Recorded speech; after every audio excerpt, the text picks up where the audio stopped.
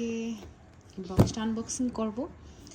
এটা আমার একটা খুব পছন্দের ডিনার সেট বলা যেতে পারে, কারণ এই প্লেটগুলো আর বাটিগুলো এত সুন্দর, মানে এত সুন্দর বললেও কম হবে, অসম্ভব সুন্দর। কারণ এই প্লেটগুলোতে খাবার নিলে এত ভালো লাগে দেখতে। সারাদিনে রান্নাঘরে টুকিটাকি কাজে কয়টা প্লেট আর প্রয়োজন হয় বলেন?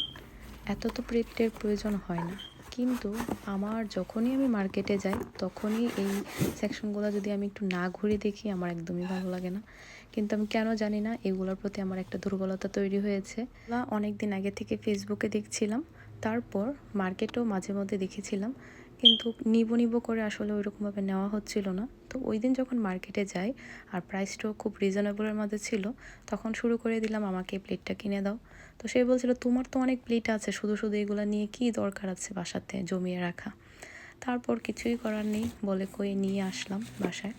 আনার পর তাকে বলছিলাম তোমাকে একদিন সকালবেলা এটাতে ব্রেকফাস্ট করে দিব। আমি যেহেতু ভিডিও করি, ছবি তুলি, আর আমার কাছে খাবার গুছিয়ে পরিবেশন করাটা খুবই বেশি পছন্দের, তো সেই জন্য তাকে এই সব কথাগুলো বলার পর সে শুধুমাত্র হাসছিল আর বলছিল যে এই প্লেটগুলো পেয়ে এত খুশি হয়ে গেছো।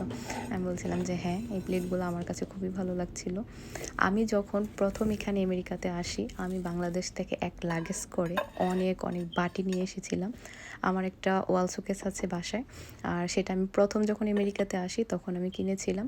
আর খুবই ইচ্ছে ছিল যে প্রচণ্ড জিনিস থাকবে, ডিনার সেট থাকবে, এগুলা দিয়ে আমি আসলে ওয়াল শোকেসটাকে গুছাবো। তো সেরকমভাবে আমি আসলে গুছিয়েছি, আর অনেকগুলো জিনিস আমি নিয়ে এসেছিলাম বাংলাদেশ থেকে। তখন মেয়েদের শখ থাকে, অনেক শখ থাকে, কিন্তু রান্নাঘরের এই জিনিসপত্র নিয়ে সেটা এত শখ থাকে, সেটা এখন নিজেকে দেখলেই বুঝতে পারি। আপনাদের কাছে কেমন লেগেছে অবশ্যই কমেন্ট বক্সে জানাবেন। আর মাঝে মধ্যে হয়তো বা এখন এই প্লেটগুলোতে কিছু কিছু ছবি আর ভিডিও তো অবশ্যই দেখবেন। এই শখের মাঝে যুক্ত আছেন আমার মতো, সেটাও কিন্তু কমেন্ট বক্সে জানাবেন।